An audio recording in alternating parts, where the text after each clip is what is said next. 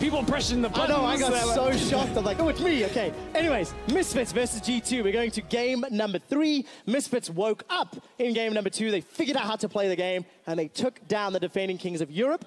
In game number 3, G2 have picked red side. So we're going back to the same sort of style of picks and bans of the previous game. And you see the teams making their way onto stage right now.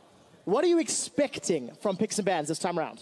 I think for Misfits, they'll go very similar with that first pick, Nautilus. It's been the same in both games, so unless G2 take that away, I guess you have to go back and forth on that one. They have now obviously had the time in between games, just over 10 minutes, to decide their pick and bans. It's really down to it now, because a win here for Misfits does so much good for their playoff hopes. I mean, yes, they already are ahead of Fnatic by a significant amount, but still, like, a win over the top team in Europe, you can never turn down. So 2 things. Mathematically, a win over G2 actually then opens up the potential to take first seed. Right now, it is pending a number of other things. What I think is more important, though, is what signal it would send the rest of the league if the first loss in 2017 in the European LCS for G2 Esports is the former Challenger squad Misfits. Yeah. EU has a history of former Challenger teams rising to significant performance in some of their debut splits. Let's see if Misfits can do it, or whether they're going to start to crack under the pressure. Oh, it's been a long road for Misfits. You speak about that Challenger days coming out of that, of course, a team that looking to make the same kind of statement against, ironically, a sister team for Misfits of Misfits Academy is Schalke this weekend. Tomorrow in no, Sunday, in fact. Sunday, it's Friday today. We're getting so excited. I know, I forgot what day it is. There's a lot of great games. But we've been very lucky with the series today. Ace2K and UOL really delivering earlier today. G2 and Misfits delivering now. Let's jump into picks and bans, Stress. Okay. And Misfits blue side, they banned Syndra, Elise, and Shen in the previous game. I feel like they don't need to change that if necessary. And for G2, of course, for them, it was Rumble, Camille, and Malzahar. And I think a lot of people will look and say, why the Elise ban? Well, if Elise Renekton is available and you first pick Nautilus, it really puts the pressure on. That early game, potent dive combination. Yeah. If it's up this game, Misfits will have to play around it. Okay, no changes for the first 2 bans. 9 series wins to 7 series wins. That's G2 and Misfits. We refresh everything. It's game number 3. The deciding matchup here, the last of our Friday series, and no changes yet as Misfits take away the Shen to follow, Rumble as well. So we're kind of going by the numbers. This could set us up for that Nautilus first pick. Yeah. And it has kind of defined who's been able to win so far. I think Misfits stick with the Elise ban here. If they do adjust it, maybe take away that Kalista, deal with anything that G2 had to offer. While it wasn't successful, you could see certainly what G2 were trying to set up with a slight adaptation on their playstyle, adding that big protection around the AD carry. Yeah, gonna change it up now. All right, so Talon banned out in the first rotation, allows Trick to potentially play Elise. He's only played it once this split, so it's not exactly, you know, the #1 champion I think of when it comes to Trick. But as you mentioned, Stress, Nautilus was first pick. All right, we're going to see some changes. So Malzahar is available. Elise is available. What do Misfits want to first pick? I think Malzahar, it has to be. Ignar has looked so good on this champion. Fighting over vision, catching people out. Everything has worked well, and this is the beginning of a very active Misfits lineup, but there is that lane counter available. Yeah, we'll find out if Mithi decides to run that Lulu again with Sven's Kalista. But, you know, if you think back 2 weeks ago when Misfits played the Unicorns of Love, Ignar was able to roam around so freely and so comfortably behind Unicorns. The flanking Malzahar was the deadliest, and G2, they're going to pull a little bit of a fast one on us. That's a statement. Picking Caitlyn this early on, that says we're pushing the lanes, we're taking control, and we are going to bully you around in this bot lane already.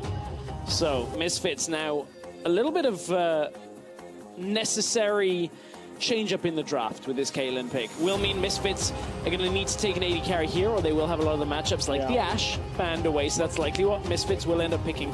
And G2 signaling they're going later on into the game with both first picks in this rotation. Haven't seen G2 draft like this very often. No, very different, but it is a new patch, Stress. It is. It is also game 3 in a series. You need to adapt to how things change out. With AD carry and mid laner already locked in, both of whom are actually relatively safe in lane, right? 90 caliber nets, you've got some traps, you've got some options available to you. Kakao's trolling a little bit. You don't want to play Kalista into Caitlyn. Well, or if you're Hansama, you do. Okay.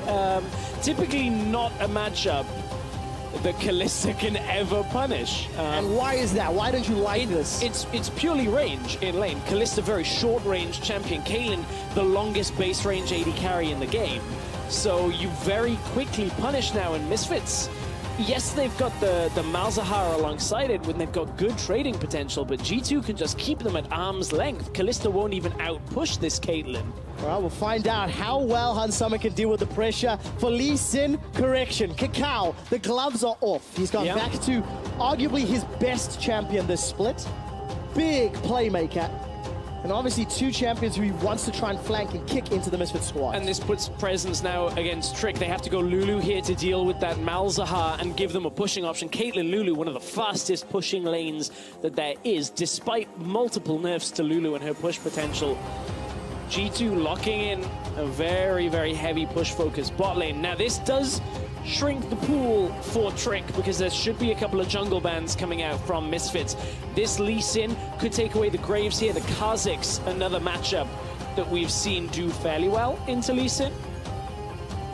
Or do they go full protect the Caitlyn and pick Ivern on the side of Trick? I don't think so. I really don't think so. Against Kakao on Lee Sin, they're going to take away a disengaged champion that we haven't seen Trick play, but we've seen other people bringing back into the jungle. Like Gragas, take it away. Don't allow them to push back the Misfits when they try and engage. Also a top lane champion to remove from the pool as well. Very true. As you can see, Nautilus was banned earlier by G2 with Ahri off the table for Power of Evil. He's going to look back to something else. What else would you run? Syndra is removed from the pool. Ryze is still available, but short range into an Orion and a Caitlyn, maybe not the best. What other options does PoE have? Do you think that he can fall back on? I mean, PoE, as you said, Syndra is not available. Might go for the Vlad that he hovered in the previous game and has seen a rise in priority. G2 will likely open with their jungle pick here. They will likely pick up something like a Graves or a Kha'Zix, whatever is left available that Misfits don't ban away, because they need to save their top lane matchup for Expect to be able to have a safe match later. You don't want to let Alphari get his hands on any kind of counter matchup. So that's likely to be the pacing here as we enter into phase 2 of the picks. All right, we see fairly mixed damage so far. A lot of AD on the side of Misfits. Ooh. And they go Nah here. You go Nah here. Straight away, Alphari will take the Nah. This jungle matchup is not important enough for G2 unless they're saving something. Like, there's not many other champions that Trick plays that you would want to hold and show your early lane presence. Because if G2 didn't pick Renekton here, Misfits would likely take it, and then G2 would answer with Nah, which is focused on later into the game. That would give Misfits the advantage in a lot of respects around the top half of the map, but I don't think G2 needed to do this. All right, let's see what it works with, because if Trick gets a jungler that works in his favor, maybe that'll work. But Stress, it'll have to be a big departure from the 2 previous games, because both Trick and Kakao have not spent a huge amount of time with their laners in the early game. In game number 1 of this series, it was actually some of their lowest performances in terms of jungle proximity that we've seen all split long. Completely forgot about the Victor, because he's easy to forget. Yep. Not the most exciting of champions. We see a lot of Victor out of teams like SKT play very reactive style and punish heavily. If you make a mistake against the Victor, suddenly you basically lose so much of the map. However, Misfits have some active ingredients to this composition. You've got the Nah for side lane control, the Lee Sin to go aggressive. You've got an aggressive facing bot lane as well. So this isn't all about reacting for Misfits, whereas G2, hey, Renekton, Elise. This is one way of punishing Nah. One way of punishing any lane, in fact. And let's see if Expectant Trick can make it happen. 30 seconds left on the clock. Misfits have got a fairly well-rounded team comp here. Like conditional engage, right? You're looking for a flank from Alfari or Cacao, or a flash ulti from Ignat. Or you know what? How about a Fate's Call? Let Kalista lob the Malzahar into you and then ulti. But on the side of G2, it feels like it's very heavily pick-focused. You know, they don't have a traditional front line with that Renekton. Yeah, a lot of it will be focused on Renekton getting into that backline with that shockwave on him. Kalista, although will be shut down by a Ruthless Predator stun if he gets there, can obviously avoid Renekton heavily. Keep in mind, we're going to see that, as you said, Fate's Call, throwing Ignar in, close the distance, get that suppression down. Maybe you're already dealing enough damage in that fight to have it won in favor of Misfits. A lot of tension on the line. Here's the team compositions for you. Power of Evil and Hans Sama playing Victor and Kalista respectively for the first time this split. Sven playing Caitlyn as well, the first time this split. And see how well they perform on patch 7.5. Earlier today, 62% of you guys were in favor of Misfits with that hashtag vote. We'll check in during this game if that has changed. Hashtag MSF win or hashtag G2 win. A lot of first times in this game by the sounds of it, but will it be the first time G2 have lost a series in over a year? 393 days to be precise. Ladies and gentlemen, here in Berlin, thank you for your noise. We load up into game 3 as Misfits take on G2. Before we get to the Nexus and before we talk about the implications of who's going to win and lose, let's see whether the napping Misfits shows up, or let's see whether or not Game 2 Misfits shows up. The proactive, not the passive play. It's Cacao on Lee Sin. If he's passive in this game, I don't know what to tell you, because that's not how you play Lee Sin effectively. I really enjoy watching Cacao on Lee Sin. 31, 8, and 65 is his total stat line in his 7 games as Lee Sin coming into this series. So he has made an impact and really, really punished people when he's found his way into the enemy jungle. And that's what I want to see. That's what I want to see from Cacao. They just have to weather the early game storm of Elise ganking for Renekton. Well, let's see if Cacao can counter gank. Let's see if he can read Trick and respond to some of that pressure. That's what we're going to be judging, as Cacao's going to get a very heavy start, heavy help here, rather, from Ignar. He's going to move in with that Void Swarm, and Perks and Power of Evil going to start trading. And, you know, Power of Evil, he was down 50 or 60 CS in that previous game, but he still landed what felt like countless charms. And it was that flank over the Raptor wall in the late game that actually ended up sealing the deal in favor of Misfits. It did. On the other side of the rift, Perks, I think, taking this Orianna, looking maybe for a bit of redemption on the last game, where some shockwaves went awry. We saw the same come from Febiven in the H2K series. So this big, influential playmaker ultimate, if it doesn't quite connect, it can have a massive effect in a negative way on your team fighting. It can cost the game, and that's exactly what it did. That's why we're here in game number 3. The top lane stream is still running. It is Renekton versus Gnar. This will be very exciting with, of course, Deficio. So as another one there. It's going to be a good one. You've got Gnar against Renekton, where Renekton's going to have the early game presence here. And then Gnar will take over in the side lane later on. I was promised that Soaz would be doing some play-by-play casting. I cannot confirm or verify if that has happened, but definitely ask him to make sure that happens. So in case you're wondering whether Misfits would look to try and stop Trick heading top, that's a Rift Scuttler and 2 wards on the top half of the map in the river. And you can see Alfari playing with a lot of respect. There's no path for Trick to head top, and that's why he's looking on the bottom side of the map. Very unorthodox. It's so telegraphed that Elise heads for Renekton. They're actually going to the opposite side and trying to at least steal jungle away. Okay, let's see whether or not Trick is feeling very confident. In the previous game, Trick spent 46 seconds of his time in range of Expect in the first 15 minutes of the game. And now we're going to see Cacao moving up. Is this for a gank or counter gank? It's countering. That's why the wave is pushing at the same time. They don't recognize, but Ignar knows that Elise might be bot. Well, that gets the exhaust already. Rappel up into the air. Sven and Miffy coming to help out. A lot of damage onto Trick. I love the reaction out of Misfits here, though. They know that with Elise not showing top, there's only really one place they can be. Expect obviously knows Kakao is there, that he's placed that ward. Bot lane is where that first threat is still from Trick sitting there. Yeah, the Cocoon misses though, so there's no further follow-up. Cocoon into Polymorph, into Caitlyn's Snap Trap. You get locked in place for what will feel like 10 years. And G2 will just easily be able to combo you down. I like what Ignar did, though, checking in for that Elise. Knowing he still had that shield on meant he exhausted one of the abilities. Mithy looking desperately to try and get something down in the way of harassing this bot lane, but Misfits, again, giving a lot of presence over. But game 2, we saw Kakao invade, and he's doing it again. He spotted out Elise, but is looking for that bot side play. Great glitter lance from Mithy. It interrupts the back, but this might end up hurting it. Here comes Kakao, Sonic Wave onto Mithy. Sven gets caught by the Pierce. He's trying to make his way out. Summoner heal gets used.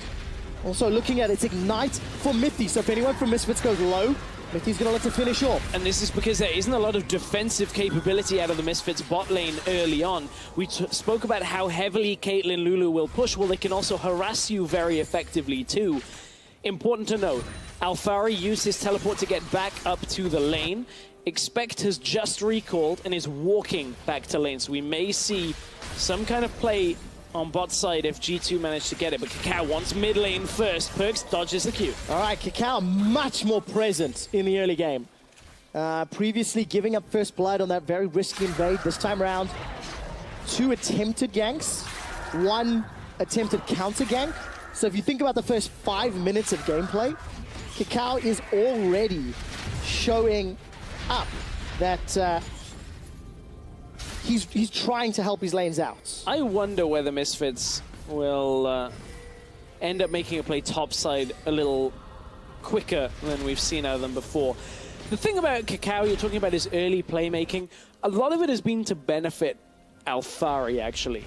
82% of Alphari's kills before that 15-minute mark have involved Kakao. Yeah. So Alphari, despite having a good lane matchup a lot of the time, doesn't necessarily get stuff done on his own. But what he does do is create advantages in the lane, in the CS differential, and try and exploit that. Alphari is going to be a very comfortable player on this now the later this game goes. And you can see, again, Trick now spotted out on this ward. No plays available top. Yeah, of course, Kakao helping out early for the expected play. This time around, Alphari making the correct play. Stress, this is the 4th time that Misfits have made it to a game 3. In the 3 previous times it happened, Misfits won twice, lost once. For G2, this is the 5th time they've made it to a game 3 this season.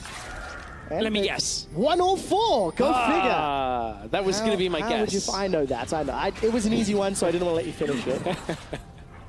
But it is very interesting, and it's going to be exciting to see how the game plays out, because Perks is once again building an advantage in the mid lane. Nearly solo, plus 12 CS already. And the expected bot lane advantage is going in G2's favor as well. But Kakao again visiting mid lane, going to try and catch Perks out. Does have that level 6. Yeah, he does indeed. Shockwave comes backwards onto Kakao. Kakao's looking for the kick. Good Cocoon flash. Finds no one though. Perks and Trick flashed for that one. Important flash from Kakao there. Spots Trick, and as soon as he does, gets himself out of danger. You can see Perks is running that heal. Will give him that movement speed and the health back on top of it.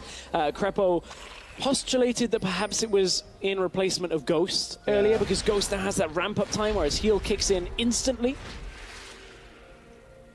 And somebody who does kick in instantly is Kakao. This is why we wanted to see Lee Sin. This is why we wanted to see Lee Sin. The impact he's having on the early game is already just so... you can feel it. Gold-wise, he's still even with Trick. There's no sizable difference. And Kakao's going to have a lot of playmaking ability when it comes to pinballing somebody around. And as you mentioned, Perks now, no flash, no heal. He's got no escape if Kakao tries a repeat gank. Meanwhile, other side of the Rift, Alphari is getting closer to the point where he feels comfortable to stay up against Trick no matter what. Ninja Tabi complete already. It's once he gets past that Frozen Mallet point, that's when you really can just kite this Renekton for days and expect Expect knows he has to concede this lane later on.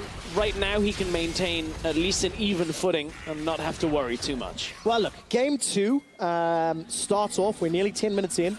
CS advantage for Perks. CS advantage for Sven. First Tower Blood's going to get secured here just because of this Caitlyn Lulu lane. And remember, it was Sven and Mithy that got ganked, okay? Kakao came to their lane. Let's see what Kakao can do in the top lane before we continue with this discussion. And setup is there. Mega Gnar is going to be available for Alfari. He can Gnar expect into the wall. And this is one of the things I was actually wondering whether Misfits would adapt with. Expect knows he's under threat. But whether Misfits could have brought their bot lane up to top side, a play that we see in losing bot lane situations, and maybe just looked for the tower trade, because now G2 are getting an uncontestable dragon from this. It is a Mountain Drake, so that will influence this game heavily when it comes to tower pushing, barons, and all of that. But Misfits, behind the play on this one, behind in mid lane, behind in bot lane, it's top that is going to be a big sticking point for them the longer this one goes. It will, and Expect's going to try stick to Alfari. Wild Growth will help, but a very easy hop to safety means Alfari gets out clean, and now G2, they first ones to pull the trigger on the swap, and they're now applying more pressure. And Kakao's even been spotted in the jungle here, so any play on mid lane is already gone for Misfits, and bot lane hasn't even got to the tower yet, and it's full health from all that pushing G2 did. G2 get top and bot before Misfits can respond with anything. And now you're starting to see the age and the experience of the teams, right? G2 responding very well. We're in a game 3 situation. They are playing the map well. If we look at the gold graph from game number 2, the game state remained very even, with G2 being marginally ahead for a long period of time, nearly 2,000 gold. And then all of a sudden, Misfits just turned it on. We will look at that in just a minute, as right now, we're going to take a look at the base race. Tower trades, it's outer for inner. Ooh, and Perks survives the Chaos Storm. It's just, this is identical to game 2. Pressure in 3 separate lanes, action in the mid lane. Ignar stepping up though, and you challenge your approaches. All right, Expect gonna sidestep. Flash ult. Gonna get caught out. There's the Ignolt. Ignar ult. Hey, I'll combo them together. First blood picked up by Alfari, and Misfits made that look easy. It works in nomenclature, it works in game, everything. Thrown at that mid lane for Misfits. Now they want to try and push onto this tower, but with Mega Gnar there, not quite as good a tower pusher. Only headbutts it. No, doesn't really work too well. It's eerily similar to game number 2. I'm going to try that gold graph again, as it looks like the action is slowed down. Because G2 made the proactive plays. They got the towers. That's what you're looking at here. That's why that gold dipped into the negatives for Misfits. But at 25 minutes, Misfits found team fights. They found picks that then opened up the game. And they've got a combination of Gnar and Lee Sin with Alfari and Kakao piloting that can do exactly the same thing again. And right at the end of that game, that flank that came out from Power of Evil was beautiful, but at this one, it was all about that flank from Ignar. The Ignolt. Got him. Just really well played. You know, you look at the damage. Ignar takes a couple shots, easily breaks tower aggro. There was no support for G2. Right, and that's the thing, is G2 was still pushing up in the top side. We're laughing about the play on mid, but G2, 3 towers to 1. Yes. They did take it in a tower. That does reduce Alfari's impact somewhat on this game, because now he doesn't have the safety. The thing is, Gnar, the longer this game goes, loves the longer lanes. It means if Expect pushes up, now Expect has to travel further down that lane if he ever wants to try and make any kind of presence. And listen, we really, really need to praise Perks in the laning phase. Again, he has just destroyed Power of Evil. He's up 30 CS at 12 minutes. That is a monumental amount. And look, again, because of the pressure, because of Sven rotating, G2 are almost taking out their 4th tower of the game. All from this first pick, Caitlyn. Yeah. A lot of teams, you'd say that was greedy, that was showing a lot, but not only that, Caitlyn, the Orianna, these 2 picks have been working very well from G2, and they were the first 2 picked in the draft. Like, that is difficult to punish from Misfits, because they've gone into this Callista setup, which basically just falls back in the lane against Caitlyn. Yeah. And of course, Victor early on falls back to Orianna. But now Perks, okay, so game 2 and game 3, great early game, great laning phase. Not the greatest shockwaves. Right. This time around as well, slightly more complex to set up those engages. There was a Maokai previously, there was a Rengar previously. Yes, Renekton and Elise want to be in there, but it's not quite as safe and engage with that ball delivery system. Very true. Very true. It's not quite as safe. Misfits have the feeling of safety right now for themselves. There's 3 control wards blocking any kind of priority from G2 on that Rift Herald, which Misfits give over to Alfari. Now his strength, the damage reduction, everything that comes from side lane threat has just been enhanced for Alfari. And once he gets a couple of items, he'll be able to really work his magic on a side lane. Alfari was already invested in the mid to late game, and this is just going to help him out. That Glimpse of the Void, working towards that Frozen Mallet. Looking down the itemization, Hansama already completed that Blade of the Rune King. Slightly cheaper itemization path than Sven's Caitlyn. So for G2, it's now maintain this lead and don't put yourself in a risky situation, right? They want Caitlyn to scale. They want Orianna to scale. And obviously Renekton and Elise are still very terrifying, but you've got to look for the opportunities where they can combo somebody maybe 2-on-1. Well, maybe there's an opportunity coming up. 50 seconds. Oh, there's a skill shot that I love to yell. The Cocoon! It catches Cacao. The Repel comes out, and Cacao is taken down. Teleport from Expect as well. 30 seconds before Infernal Drake. But G2 are hungry for blood. They pop Ignar's passive. Look for Hansama. Wild Growth comes up. Hansama's down. And Fate's Call gets Ignar to safety. G2 have full control over bot side. Misfits had control over top. And Cacao was going aggressive, not really understanding he was on a ward at that point. And everybody from G2 reacts. The wards were already behind Cacao, and Expect TP's in. Shuts down any kind of contest over that dragon when it spawns. And 5 seconds to go. Sven pushing onto this tower again. Vision superiority has defined the 3 games in this series. And G2 extend that gold lead. It's up to 4,000 right now. There was a little drop down. Sven at 172 CS at 15 minutes in the previous game. He's slacking so badly this game. Only 144. Obviously, Cacao. Oh, he got it! He steals it! Here comes the TP! Making a joke. Cacao jumps in there. All right, Infernal Drake picked up, and Alfari actually cancels that teleport. Very good smite steal from Misfits. Cacao, just when you think you caught him in the jungle and punished him, he comes over, steals the Infernal Drake, and now Misfits suddenly right back into this. This is such a back and forth series here. You can never count either team out. No, you can't. But Misfits are playing with a significant deficit. 3.5k. Yes, they have scaling on their side with the Kalista, with the Gnar. Well, let's take a closer look at the Dragon Steel. Just a great combo. Trick didn't get his smite off, was trying to combo with the bite, but actually went for Q smite and couldn't quite get it before Cacao jumped in. Had smite available, but just outplayed. The execute from Cacao fired first, I suppose. Yep, at that point, just jumps in, gets it. Now Misfits have that extra team fight potency, and they're setting up for a mid lane play. Ignar, he's been here before. This time it's control warded already. Sven, if he moves forward, will get flash ulted. Okay, flash. He's no QSS. There's also a Fate's Call available here for Hansama. He can lob his Malzahar in. Perks is the target. Perks already uses the QSS. Flashes away from the Fate's Call. That's a good shockwave. The fight is being set up, but nobody's caught just yet. G2 don't want to run into a victor. That's a bad place to be. And a Mega Gnar. And this was a little weird out of Misfits. They're actually going to lose mid tower from this if G2 push, because Cacao is not with the rest of the team. So split decision making once again. Oh, Expect wants to go. Defensive flash. Alfari's the target. Shockwave was used earlier in the fight. Not even needed this time around. Good damage onto Expect. Wild Growth will keep him alive, but look at all of those Ren stacks.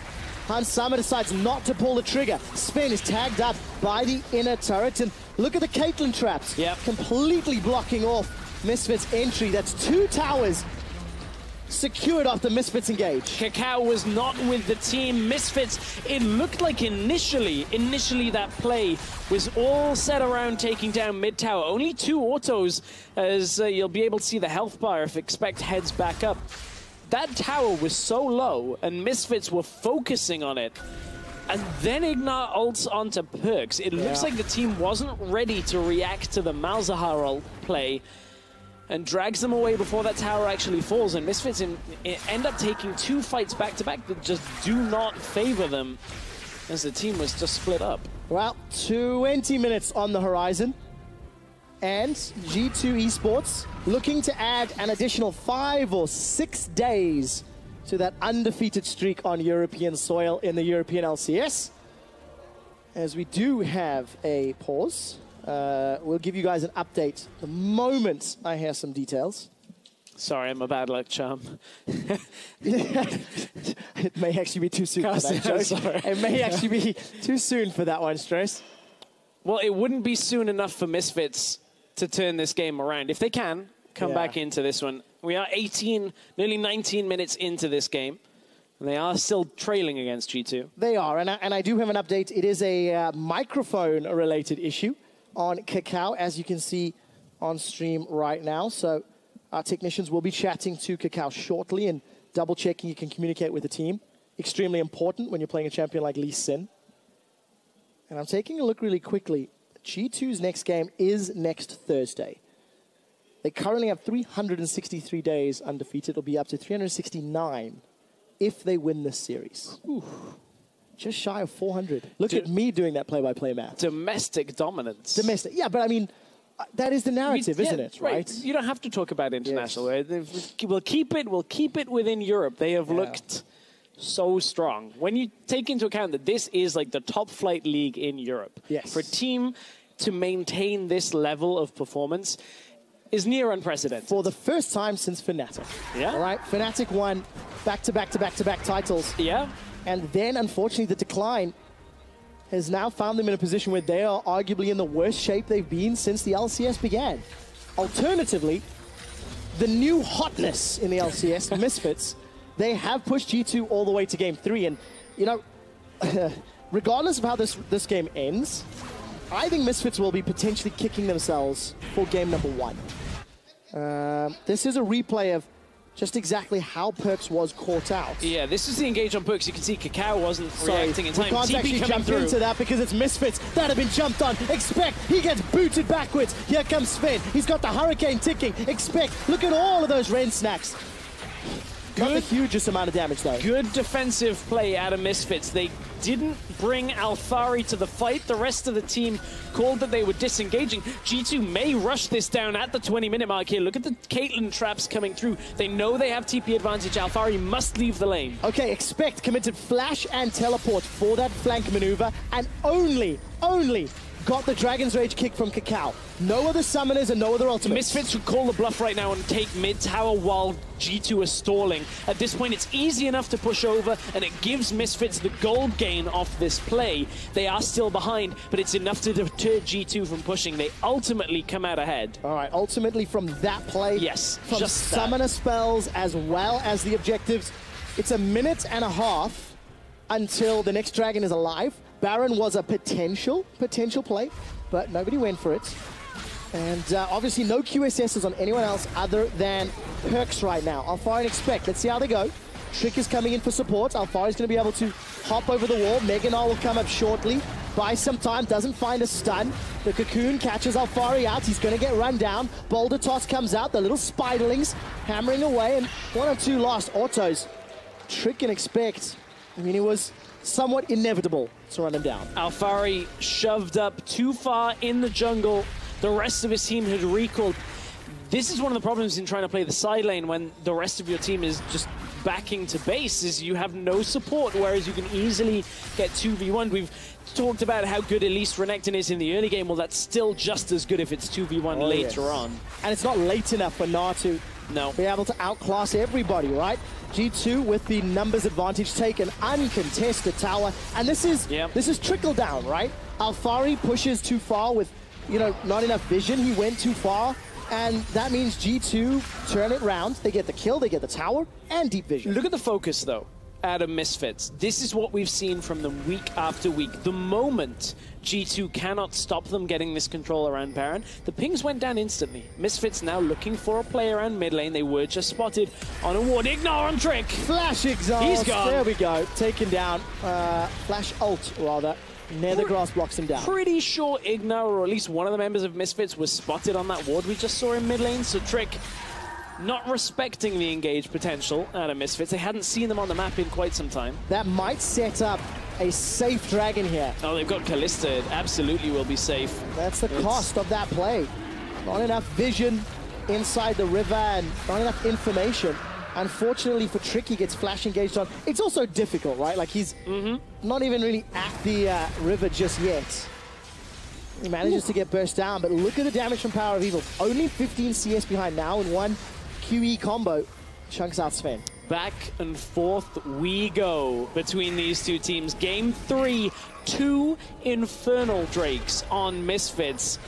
Are those the two Drakes that turn this game back around against G2? Because while Misfits are behind, they have fast Baron, they have high AoE damage and potency in team fights. So if G2 do make a mistake and lose 2 to 3 players, that's a Baron. This game turns right around. Especially when you look at the amount of hard CC that can come down to the Misfits squad. Pushing has TP advantage here, so it's on Misfits for if they call G2's bluff. You can see now the blue trinket goes down. It's too late to actually stop it before the Baron goes, but Misfits, they want to fight on the tail end. Okay, G2 get Baron. Cacao kicks Perks away. Shockwave is available. Where's it gonna land? Pulls 3. Misfits together. G2 escape with the Baron.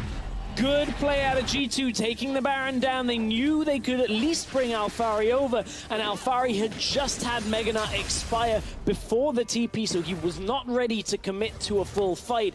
Misfits, we spoke about how fast their Baron would go down. Well, G2 had that Mountain Drake. They had good damage on it, and they knew they could beat Misfits to the punch. Near flawless Baron play.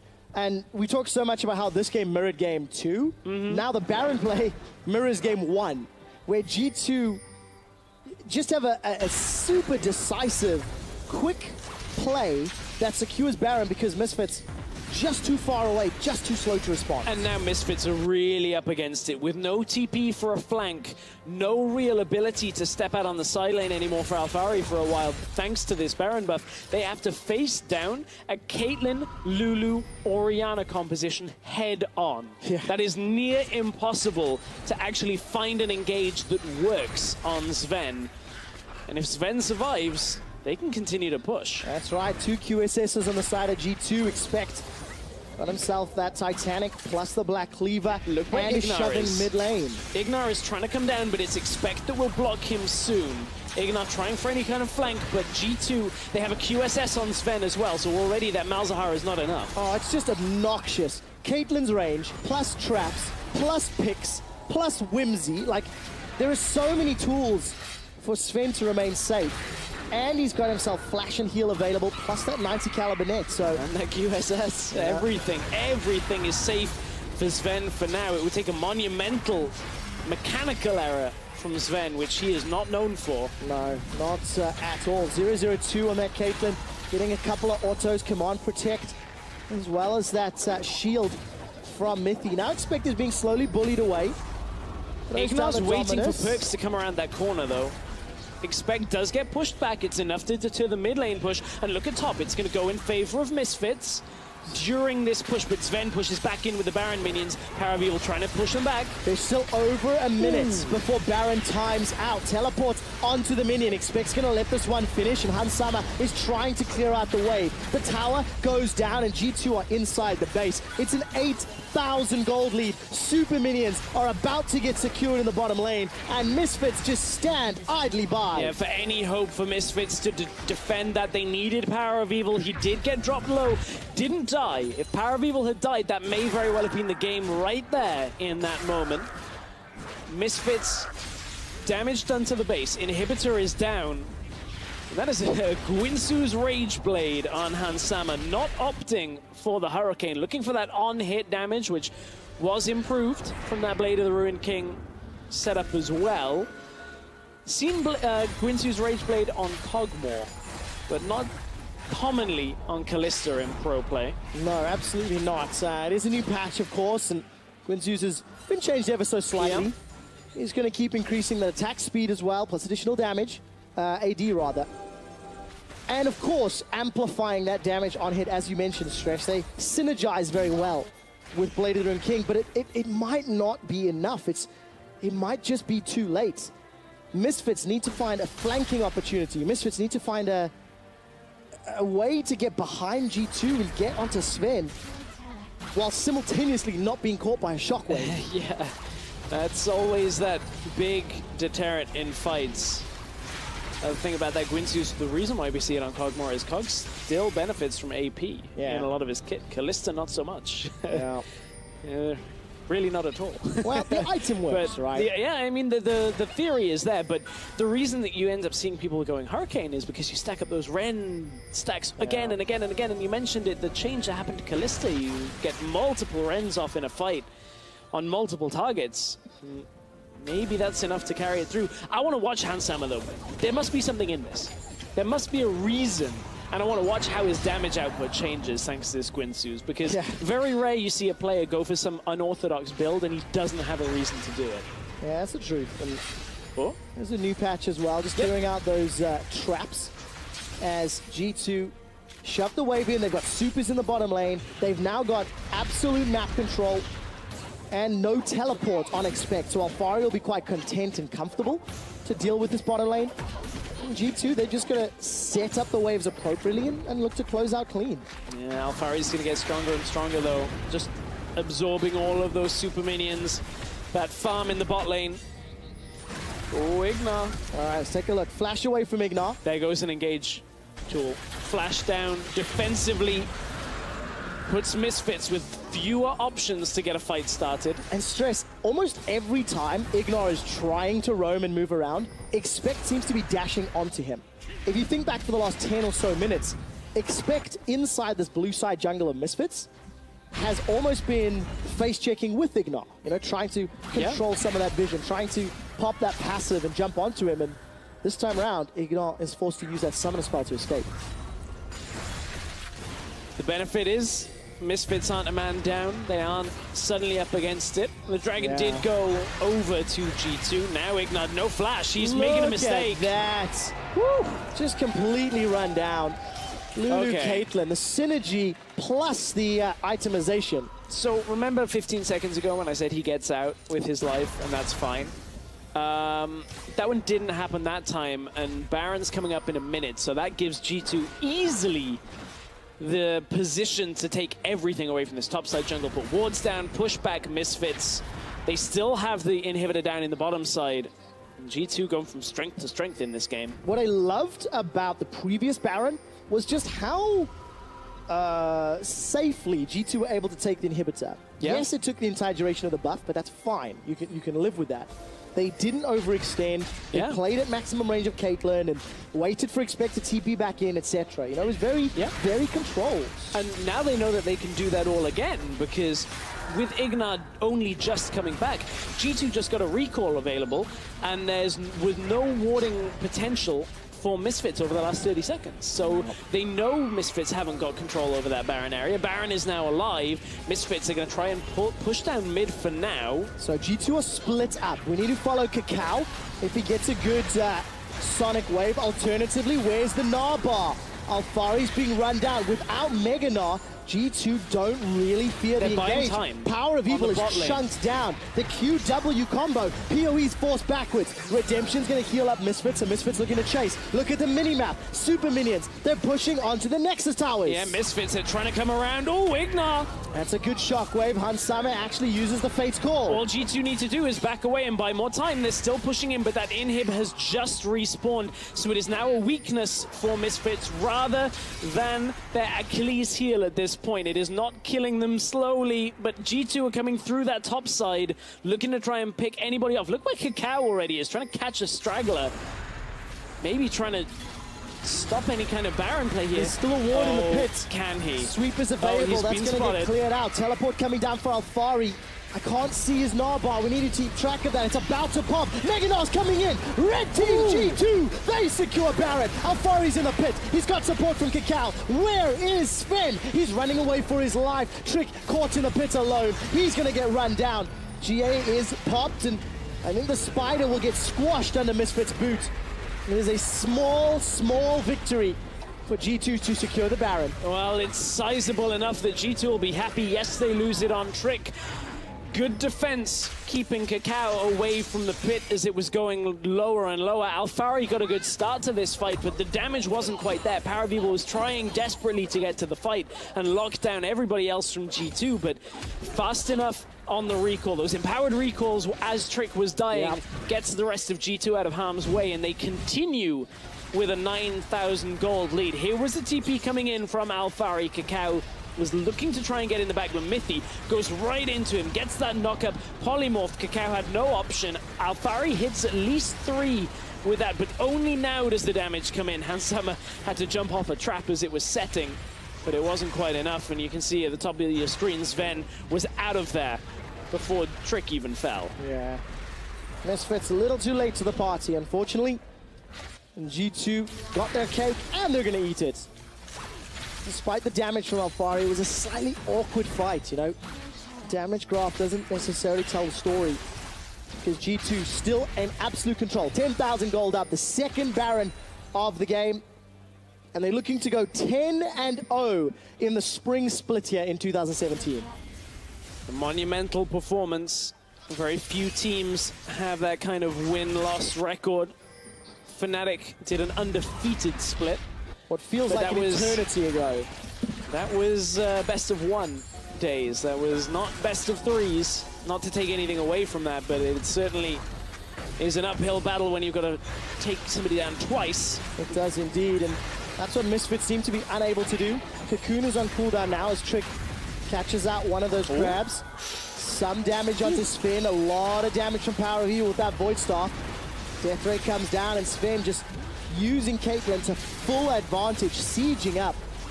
That was a very, very early Caitlyn-Orianna combination, and it is paying off for G2 Esports. They still have Shockwave available if Misfits choose to go aggressive. You can see how Sven utilizing that extra range rapid-fire cannon, that core item on Caitlyn. Now Alphari wants to go, double jumps in, that's his Meganar procced. Will be able to push the wave back, but if there's a fight, once this expires, Alphari does not have that crowd control available. Window of opportunity here for G2. They sense it and feel it. Flashing rage onto Sven. QSS comes out. Sven's able to escape. Wild Growth still available, and Ignat also got pulled in by the Fate's Call. G2, rinse, repeat, do it again. Yeah, trading those defensive capabilities. Sven did not have to flash, and his heal is nearly available, but that QSS is now down. If he mispositions, he can get locked down, but Sven tends not to do that. And there's so many tools. Still got Flash and Heal and Wild Growth. Command Protect as well. Alphari's Narbar is about to max out. He could jump here onto G2. We're 35 minutes in though, so Victor is the name of the game for Misfits. One Chaos Storm, a Q Auto and a laser will take Sven out. You catch that combo, it's difficult to do, but at this point we're getting to the stage where Power of Evil is enough in team fights if it connects, but that's a lot of ifs and buts. Yeah, it really is. It's so difficult to navigate. Navigate through a battlefield with a Victor to make that work.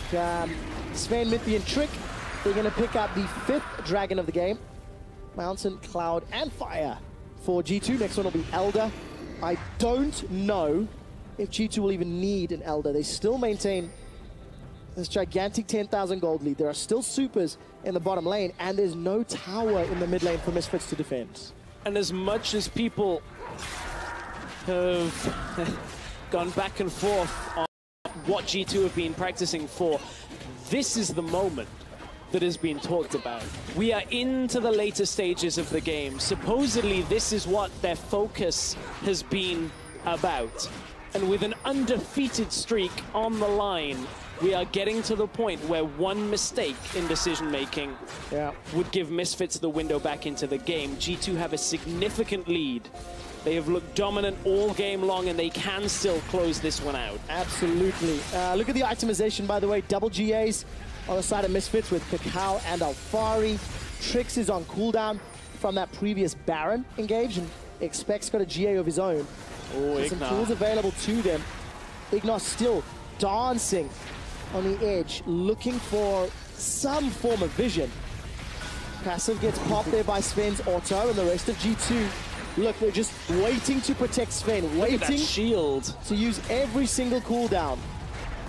The shield on Sven. Kakao, he's got it, he kicked him! Sven. He's got him! Sven's gonna go down, not He's still just yet. alive! Look at the lifesteal! Finally Sven is taken out. Shockwave, that's gonna be enough. Power of Evil gets himself a double kill. turned it round. Trick is running for his life. Kakao with the hero play. Kakao is looking for more. Trick's gonna go down. Golden from his hourglass, and the rest of G2 are running. Can Misfits take anything else? No Baron for a minute, but Misfits, they can clean their base up. They will lose.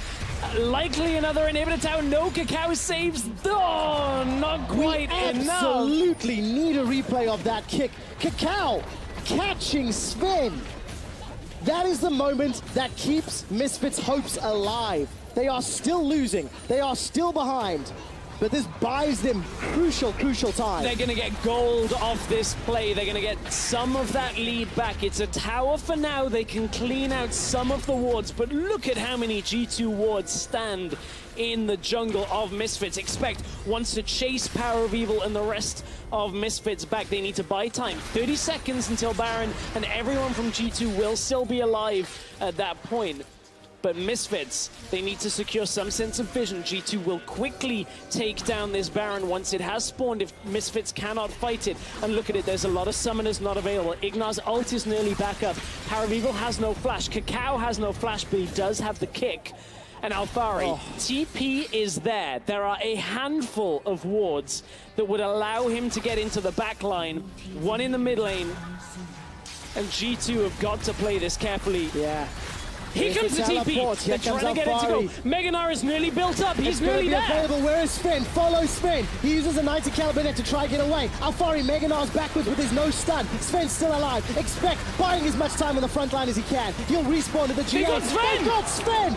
Misfits. Can they do this? They've traded 1-for-1. Power of Evil is down. Hans Summer is trying to dash forward. Mithy's going to be the target. He flashes to safety. The rest of Misfits, they're running him down. Stress. Misfits. They are not giving up. Can they close in the net here? Perks still has a lot of damage. No shockwave, but he has mana available. G2 are going to turn and run on the only safe escape route as minions stream into the building, the base of Misfits bot lane. The inhibitor is going to be the focus for those minions. There's a smite available for Trick. Where is he on the minimap? They've got the Callisto Rend. They can out-damage Trick here if they can deny his entry to the pit, but is it all about the damage here? Expect goes in, they've got Ignar. It's a 4-for-4. Ignor's down. Now it's 4-for-3. Hans Summer follows thereafter. The minions, they're on the Nexus turrets. G2 are trying to get the rest of Misfits. Coming through. Alphari uses the Gnar. His GA is going to get popped. Expect he's teleported to the Nexus. Is this the final push? G2, they lose the fights, but they bounce back. They kill Misfits, and now Expect he's on the Nexus turrets. Power of Evil will save the Nexus towers with Kakao, or at least the Nexus. It's not going to be enough to save the towers, but G2 go for the Baron, and when it looked like everything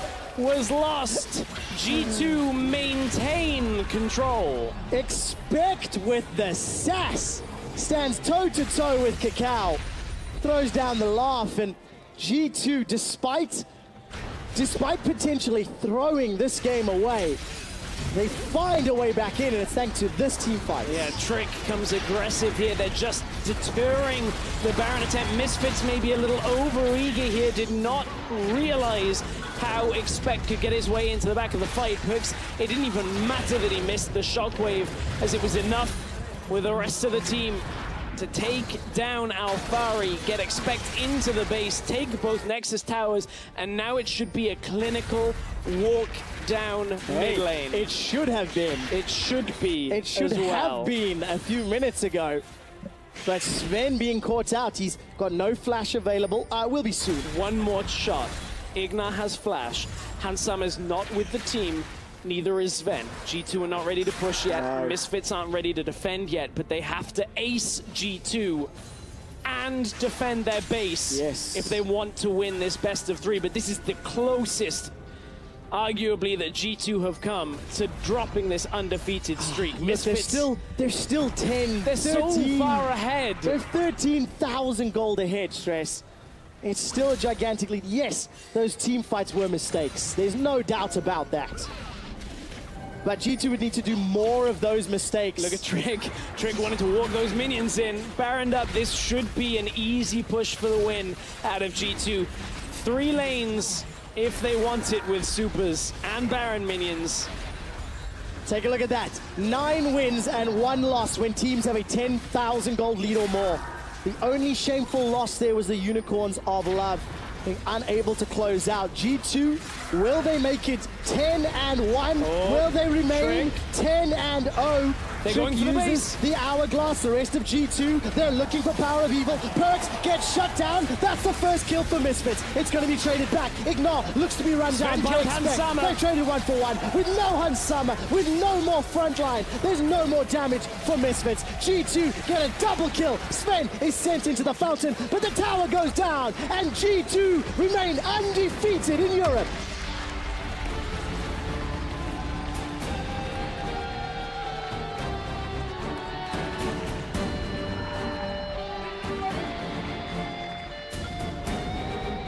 It was so dramatic at the end. But the lead was too insurmountable for Misfits. Despite the teamfight victories and the mistakes from G2. That Baron call out of Misfits, they turn for it, get punished. But think of how close they're taking it. G2 with a massive lead throughout the game. Right up to that late game, the last few team fights. But as soon as that last Baron goes down, they just walk it in. Enough of a lead, they just walk in, push the Nexus. Baron empowered minions, let the minions do the work. Let them focus down the Misfits members. And G2, you saw the flash up there, 393 days. That'll be extended to 399. Hanging out with the CSGO squad. With a team owner as well. No pressure, guys. Had to show up there. But G2 came through in the end. I mean, look, we don't want to oversell, right? They had a 10,000 gold lead for what felt like 15 to 20 minutes of the game. But that wasn't... A lot of people say, oh, you know, it's not exciting when there's a 10,000 gold lead. You tell me that Misfits weren't fighting back. That fight where Kakao finds Sven, that's how 10,000 gold leads get lost. Yes. But it was G2 regathering control after that. What a kick from Kakao. I mean, that was just a highlight reel worthy. So unfortunate they lost the game. But I'm going to go back to game number 1. And I feel like Misfits, they were slow to start. When you see how proactive they were in games 2 and 3, how exciting their playstyle was. They've got to find that gear earlier. Yeah, I completely agree. I love... This is a really entertaining series. Yes. In the sense that I'm glad Misfits showed up in game 2, actually showed us some fights in game 3. It's still clear G2 are so difficult to even take a game off at times. 10-0. Undefeated. That basically makes their first place seed going into the semifinals very, very safe. They have a 3-game series deficit between first and second. So, you know, they're looking very comfortable and, again, remaining the kings of Europe, Stress. Yeah, remaining on top. G2 dominant, Misfits on their heels at times. Yeah. Looking forward to playoffs. Yeah, Misfits, they lost to H2K last week. They lost to G2 this week. They've got to scramble to get themselves together before playoffs. But for more on exactly how G2 won that game, let's talk to Dracos and Sven. Thank you very much, Quick Shot. I am, of course, joined by the victorious Sven. So 3 games, you know, kind of crazy games as well. The first thing I want to ask is just how are you feeling after that series? I mean, I'm happy we won, right? We beat every team so far, and Misfits was a good team, and it's nice to beat the second best team in your group and everything, but at the same time, our games were not very good. I think in game 2, our lane swap was really bad, and we kind of screwed up in the lane swap. We got caught mid, and the game was very messy. In game 3, I think we had a pretty good game overall. We played our win condition pretty well, and I think we played the entire game very good until the point where we were dying a little bit here and there. I got insect, which I feel very embarrassed about, but I mean, yeah, I think game 1 and 3 were good on our part, and our lane swap was really not that good. All right, so looking at that, how did you adjust coming into game 3? What was the discussion like around the team when it came to kind of correcting what went wrong in game 2? Ban Nautilus.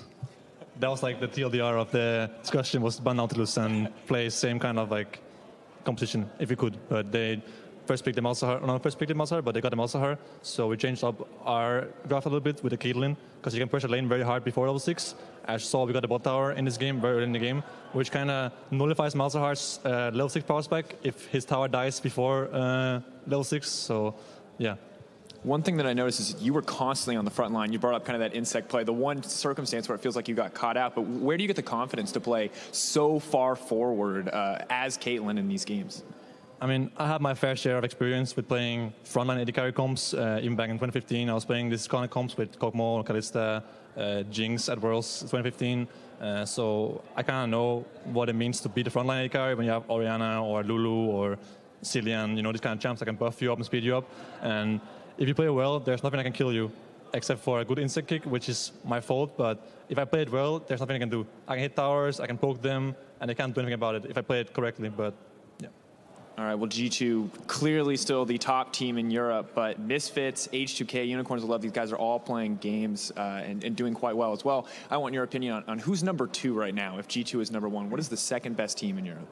Well, I was going to say H2K, but they got 2-0'd by Unicorns just before our match, so I'm not sure what to say because I thought H2K was the best team. They have good players, good macro. They seem like a solid overall team, but they lost to Unicorns, so I guess it's like us, then a tier of Unicorns, H2K, and Misfits, and then I think Splice, then Fnatic, and then the rest.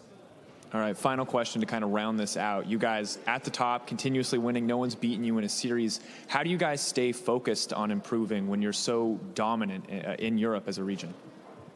I think we have also learned. It's hard to learn when you're the best, but I don't think we're that much better than everyone else. I think we learn every day. We're playing in scrims, and LCS we learn a lot more as well. I think today we have a lot of things to learn from, so I think it's not that hard to learn. I think we're not that much better than everyone else, just slightly better.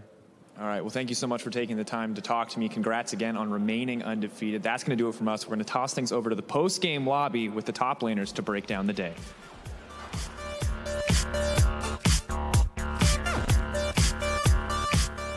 Welcome everybody to the post-game lobby where I'm joined by the Fisho, Vizicachi, and H2K's Odewamne to take a look back at tonight's games.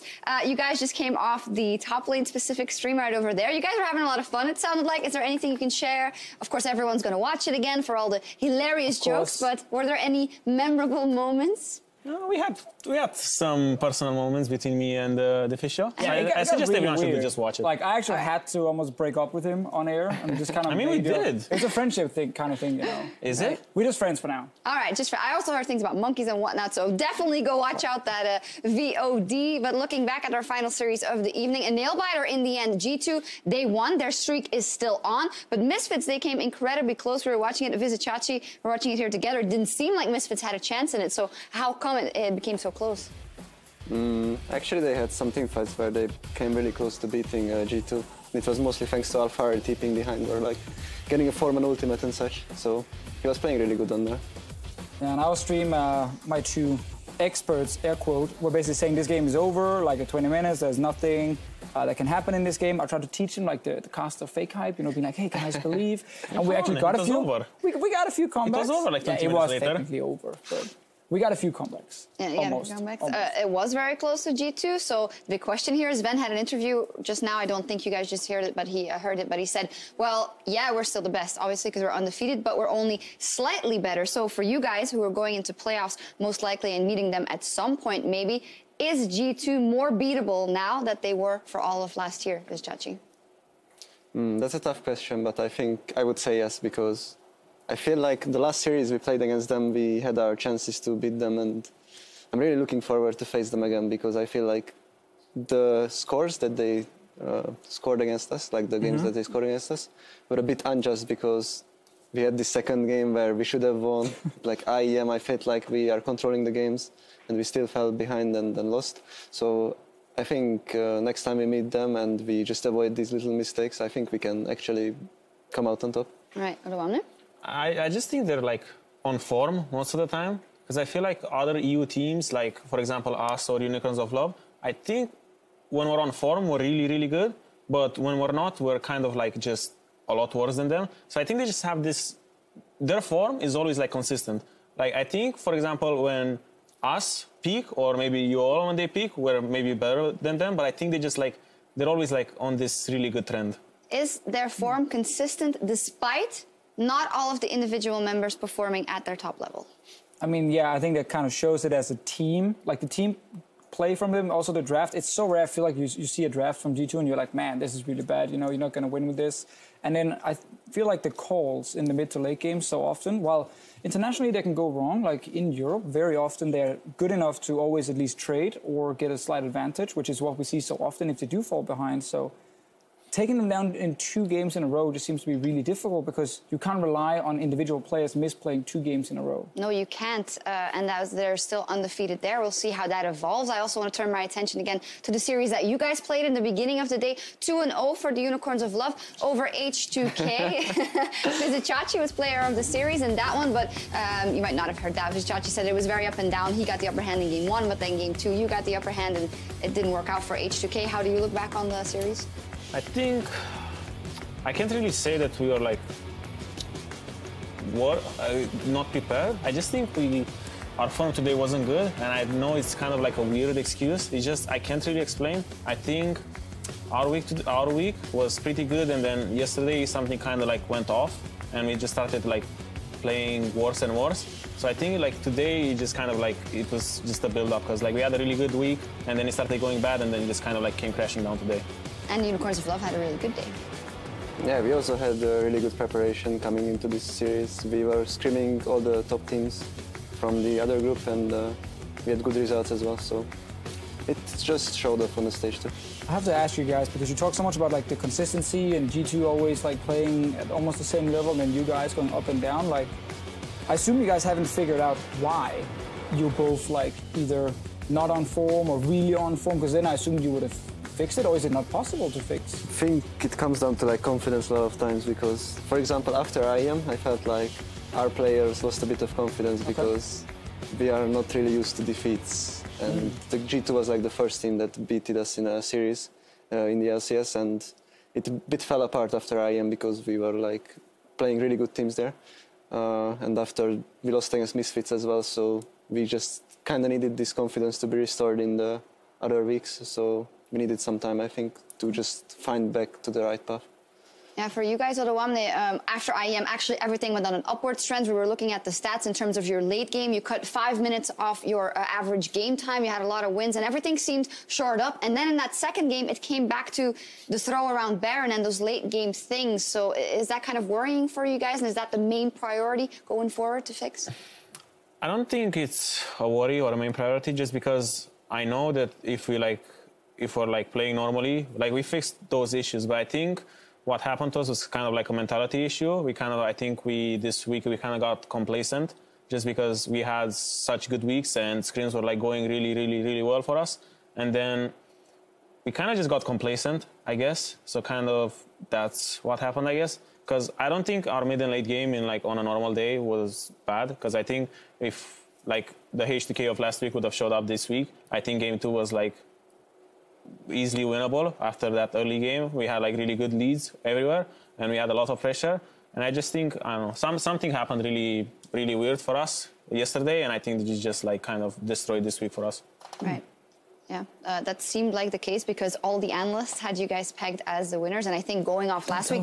Going off last week, that was also realistic. I mean, of course, you know, you had, as Chachi talked about, you know, Unicorns were kind of shaky a little bit after IEM, and then you guys obviously were looking really good. So there was that big change because, yeah, Misfits beat you guys, and then you beat Misfits pretty easily. So I think it's always fun, though, with the top 4 teams in Europe right now because they can look so good and then they can look so weak. What's fun about that? Time. Well, it's fun because you never know like what's going to happen when they play each other. Right. But obviously what happens is when they play every other team in the league, you guys tend to win pretty easily. Right now, I'm not sure if you think maybe Splice can come up and challenge the top 4. Actually, versus Fnatic, we struggled a bit last week. Okay, but that's because you were shaky, right? I mean, when you're on form, Oh. then it's fine. Like I think maybe Splice I think Splice can come back, I think. Yeah.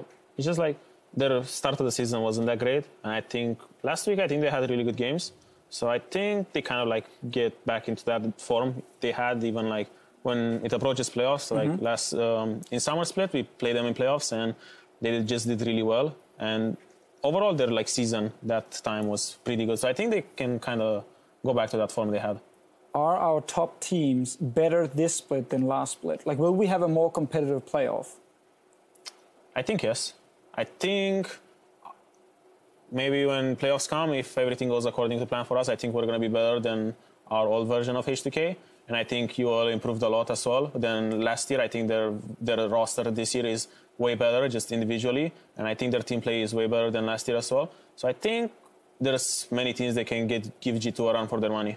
Yeah, we'd love to see that. Let's take a look at how the standings look at this particular moment in time after tonight's matches. The Unicorns, they have taken first place in their group after their win, obviously, today, now on 8-2 over H2K at 7-3. And G2 is still undefeated, 10-0. Upcoming matches for both Unicorns of Love and H2K, you're both going to play Splice, OG, and Vitality. So it is very realistic that nothing changes anymore, or nobody leapfrogs anymore, because I don't think you guys should drop a series to those, or is Splice the possible trump card in there? Yeah, it's unlikely that we will drop series against Vitality or OG, but Splice can be a problem because we saw them winning a game against G2 as well, I think last week. Yeah. So Splice is definitely someone we should take really seriously because I actually consider them like a top team. And obviously you're playing for the bye, whoever ends up first for playoffs. How much are you thinking about that at Omni? I just think after today's result, it's hard to overcome Unicorns.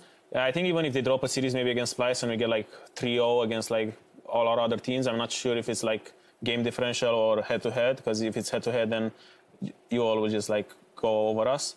But I think right now for us and for me and my team, I just want to like focus on getting back on form for these 3 games, because I feel like every time we played in LCS, we had really good forms, and when playoffs came, we kind of like always crashed. Like we always got off form. So that's kind of what happened today, and I don't want that to kind of happen for playoffs. Yeah.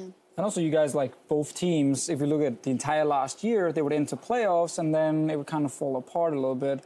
You guys obviously were playing for third place. You guys were playing for third place as well, obviously faced each other. Like this must be the year where one of you two guys from Group B will make it all the way to the final and then take on G2, I assume. It would be a massive disappointment otherwise. Yeah, kind of, because every time we went to playoffs, we always ended up in the third, fourth place match, and we're kind of like, everyone's saying that we're kind of cursed in a way, like Team Liquid in an A. But different kind of curse. Kind of, yeah. But I just, it's hard, just because like I think everyone wants to finally stop going out in semis, and I think everyone just wants to go in the final now. Yeah, without being biased, of course, it would be a nice storyline if someone takes over the throne, because then we have a new rivalry.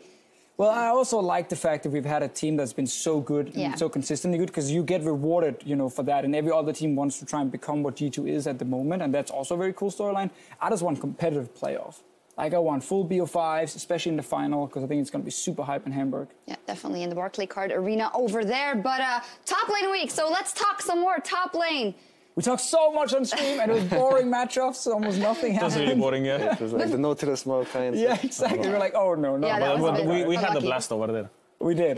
We heard it. It sounded like a lot of fun. Yeah, it was a lot of fun. But, I mean, Chachi, what do you make of these top lane matchups? Like, I feel like I need to see the, like, Camille versus some other carry to get super excited sometimes. It happened. Yeah, you saw Camille next, and you saw how that went. I saw that one. It was exciting. It was fun to watch Chachi just kind of destroy Odami up in that top lane. But, like, when you get these tank v tank matchups, there's, like, as a top laner, you yourself, you're probably just thinking about what to do with my team and not what to do individually. If it's tank versus tank, you just farm it up and then look for the rotations. But I personally prefer the other matchups as well, like going Camille versus Renekton. I like this one because it favors Renekton, but it can still go either way if Camille gets a bit of help and like gets rolling or something. Yeah, like Renekton just goes off in laning phase really hard. Like in our game, we kind of messed up some ganks, and you just kind of like, you didn't really lose much from any ganks just because we messed them up. And then 1v1, you're just like straight up stronger, and you play the matchup well, so it was just hard to like find windows. But like if Camille goes through laning phase and gets her like Trinity Force and Titanic, then if both top laners are even, then Camille will like take over the game really hard, and then Renekton will start being like super useless. But if Renekton gets a lead like that in early laning phase, it's just impossible for Camille. Right. I think we have a lot of topical questions to that the people sent in, because earlier we asked you guys at home to tweet at us using the hashtag #AskATopLaner to our guests so we could ask them about their knowledge. And Pumpkin Bat asked, what goes through your mind when you see 4 enemy team members coming at you when you are under tower? And this is something that sadly happens, or 3 members, and sometimes 4 of his Chachi. That actually happens quite often. Yeah. I think you just think about that you should try to take the wave or suicide for the wave or do something about it, because if you take the wave, their pushing power obviously just decreases a lot, and that puts your team ahead in tempo. So you can maybe get a turret or 2. Meanwhile, they get maximum 1, and even if they kill you, it's like not really worth it for them. See, that's on the one side of the brain. The other side is the big they were, highlight. like, panicking. Yeah, come on. Oh my God. I can take these guys. Yeah, come we on. were talking to you beforehand, Chachi, about how he thinks about those trades, like the one that happened, I think, in an H2K game as well, where you got a kill in the return and you said, well, if it's a 1-for-1 and if I can get it and if that chance is there, then I'm always going to go for that. I think that's a difference between you two. I think you might be more safer in that regard and go, okay, it might be a 1-for-1, but I'm just going to try and not die in the situation. Or is that a wrong perception? For example, like in normal laning phase, if I can get like a kill on someone and I don't have vision, I won't go for it, because if someone's there, then I just die and then I kind of blow my lead. I just take like, the good trade and just set my lane for like the next couple of minutes to just be fine. Yeah. That is why Vizicachi is #1 in the statistical rankings, and no, it's not. I guess, yeah. No. I actually wanted to ask you guys about that. If you said, well, obviously it's a good ranking, but like it doesn't mean that much to me and Oluwamne. Of course he likes the ranking. He's like, yeah. Being #1 is really fun. good. Yeah. But you don't need to be celebrated for that or specifically. I mean, I think it's accurate in a way. I think it's kind of like, maybe for like #1 and #2, it's just kind of like what people value over each other. So I kind of think like stats are kind of like representative. I think they're like kind of like a good big image. But if you want to like nitpick it, I think then it starts becoming hard. Yes. If you want to like pinpoint like who's first, who's second, who's third, then it starts kind of being like kind of difficult. Yeah. It's because like there's different factors, and for some people, some factors value more than other people. Because for example, when we did the stats thing, it was like kind of like based on opinions on like what everyone values, and then it kind of made an average. Right. And also it counts a lot who is in like which team, because I think in EU we have top 4 or 5 top laners that are round about the equal level, and it's hard to differentiate, and a lot of times it just comes down to like team preferences, how they prefer to play with this team, how much help they get and such. Yeah, it definitely does. Anything to add there? No, 100% agree. Like some teams play around the top lane a lot, some teams don't. Yep, and we're going to take a look at another tweet because TS Defiant wants to know how you transition your lead from top lane to the rest of the map without sacrificing your lane. Who wants to take that? You want me to? Okay. No, you can take it. If it's like normal laning phase and the tower doesn't go down, then it's kind of hard, because you always kind of have a trade-off in like pressure and farm to just kind of like transition that to mid lane. But if the tower goes down on top lane, it's a lot easier to just push a wave, and then you have like 30 seconds or 1 minute of like free roaming, So it's like you pretty much need to roam. Once you get like the tower, it's kind of really selfish to sit in lane and try to like, solo enemy under his tier 2. So you kind of just want to like push a wave, get vision, push a wave, go back to roaming. So it's pretty much just that, I guess. I actually think this is something we saw H2K do at Worlds really well with you, when you played like Jace and all these different top lane picks. And I remember having a long chat with Prolly where he was just always talking about how it's harder for a solo laner when he has a lane advantage to kind of snowball it into everything else, because he needs to be proactive. Where if it's the bot lane, the support will always bring wards. So like when you get the support out of lane, he will just ward everything up, and he has some impact right there. Top laner has to roam, as you highlight. And this is something we saw during Worlds when you were actually one of the best performing players. So I think you proved that, and we saw how effective it can be. Definitely. And last tweet is from Escalona322, asked, what should you do when you're losing lane with a champion that needs to win lane in order to be useful? For example, Riven Fiora. And Vizicachi, you sometimes get in that position because you tend to get camped often, and then it happens again. So how do you keep your cool, and how do you crawl back out of that situation? Actually, this situation is really hard, because if you get behind in a matchup, you're supposed to win, or like that's like your win condition. And if you fall behind, you can't do anything. It's a bit hard. But I would say you should look for TP plays most likely, or wait for your jungler to come and help you out, because TP plays are like the best comeback option. Like there is a fight bot lane, you TP in, you get 2 or 3 kills, then you're instantly back in the game. Otherwise, you are most likely not going to win your lane anyways, because you are just behind. Maybe your jungler can help you out, or mid laner roams, you try to freeman dive him, something like that. I think these are your options. The big plays. What do you do in solo queue? Because you can't always set up the TP just play. Abandon the lane and try to roam. Okay, you just leave. Okay, you just roam. Okay. All right, we also have I wanted to ask something. So I actually wanted to have you guys talking about each other and each other's strengths in a couple of different fields. Maybe pure laning. What do you guys think of each other when you play each other in lane? Who might have the upper hand in bullying? Wow, it's analytical. Look in the eyes. I think in first game, I felt like you were maybe a bit nervous. I wasn't sure about the cameo trades early on. But I think in the second game, you pretty much played the lane perfectly with Rumble. Not sure if it's like comfort champs or maybe, I'm not sure. Like first game, it's just I kind of got used to like playing with Renekton's that are like not aggressive or like not playing the trades properly, you know. So I would just like get away with the lane, like going equal most of the time. So it kind of just got like hard when you started playing like the lane as you're supposed to. So then it just kind of got like really, really hard for me to do much. And the second game is just like I think I just got counterpick. So I just played as aggressive as I should, and most of the time I knew where jungler was. So there was like kind of no threat on me. Because like for example, you guys did the raids red golems, and then he bases because he can't gank me. So I don't even need to ward. I can just play for the first 5 minutes in your tower, and nothing will ever happen to me. So it's kind of like that, I guess. What about in general, aside from this series, in terms of laning? I think Kodamne plays generally really solid. Like the laning phase, the TPs, everything is usually on point. So I think Yeah, TPs was my second one, but apparently nothing but praise for each other from the top laners. Now kiss. Only with you. Damn, I told you you're friends. Moving on then, we have one more day of matches to close out week 8 of the spring split. It's going to be Roccat versus Giants and Splice versus Origin. Now, 2 days ago, you might have said, oh, Roccat versus Giants, okay, bottom of the table clash, maybe not the most interesting, but boom, Roccat, they leapfrogged over Giants the other day after getting their 3rd straight win over Fnatic, so that's a very interesting matchup. Yeah, and I love that both teams on Twitter, they don't talk about playing each other for like avoiding relegation, they talk about catching Fnatic. Yeah. So I think all the Fnatic members are going to sit and watch this game and be like, damn, you know, if Roccat wins, they're going to tie Fnatic on overall wins in the standings, and then it gets really scary. Giants obviously want to win, obviously, to avoid promotion tournament as well. It does get scary, but you guys are over in the other group, and if you look at that, okay, Misfits, obviously, very strong team, G2, undefeated team, but it looks like whatever team comes out there and does still make it in playoffs might not be the hardest opponent and might not have that big of a chance in playoffs, or is that a bit too harsh for me, Vizchachi?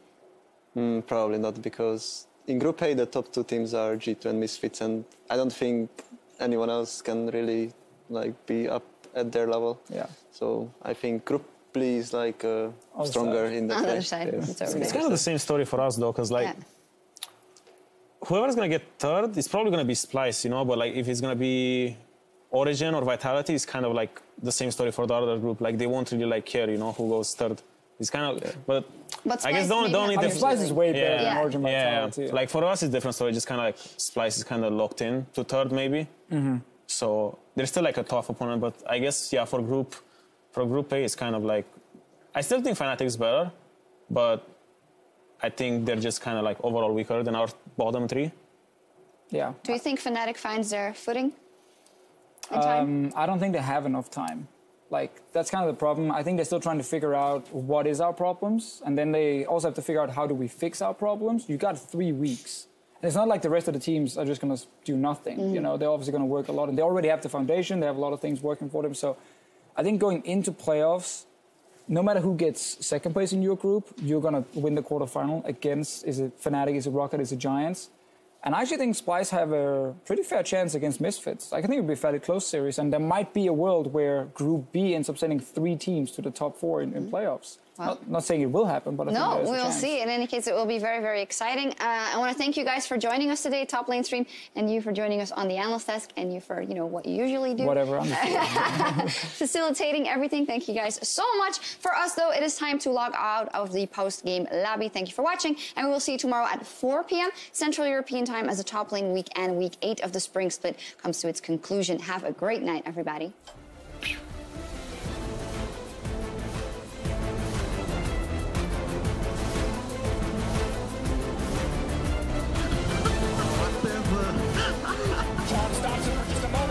Still here. Samus is going off. Unicorns. They crush the fight. Unicorn love. They get the Baron. They're just going to look to keep the push going. And Hill is saying, maybe you're going to start a fight. That's not what you want to do. Don't take the journey. And they're going to get it. They're going to take the fight. And they're going to take game 1.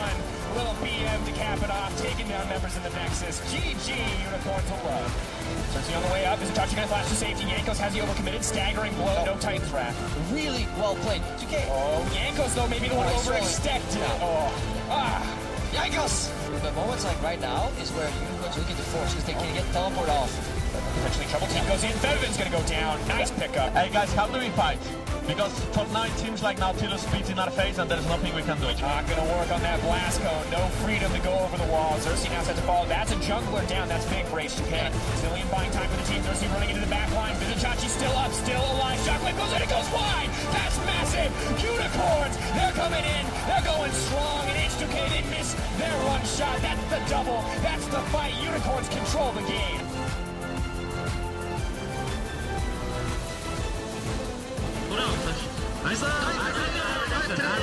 Redemption. That's one and two. Chick's looking for another, and Cox goes down. It's a triple kill for Sven. Ace in the hole for the Quadra. The Nexus is the focus. Ashara comes down, but it's not going to be enough. G2 Esports take down Misfits 1-0. He manages to get it, follows through. Flash and flash. Now Box is coming. G2, they want first blood. A lot of chatter from G2 coming out here as well. Oh, look at that. Box straight up 1v1's Power of Evil. Battle Roar to go away. Running away, the Scuttle Crab is helping up, blocking off the culling. That's Miffy down. It's okay, no, I didn't say anything. Here he goes. He's going forward. Summon a heal. Sven's got one. That's a shutdown. Gets another. Holy shit, nice Misfits. They take down the Nexus turret. They bounce back after losing game 1. Even up the series and we're going to game 3. I love to yell, the Cocoon! It catches Cacao! The Repel comes out, and Cacao is taken down. No, wait, no flash. He's making a mistake. Yes. Shield on Sven. Cacao, he's got it. He kicked down Sven. He's got it. Sven's going to go down. He's still alive. Look at the lifesteal. Finally, Sven is taken out. G2 get a double kill. Sven is sent into the fountain, and the tower goes down. And G2 remain undefeated in Europe.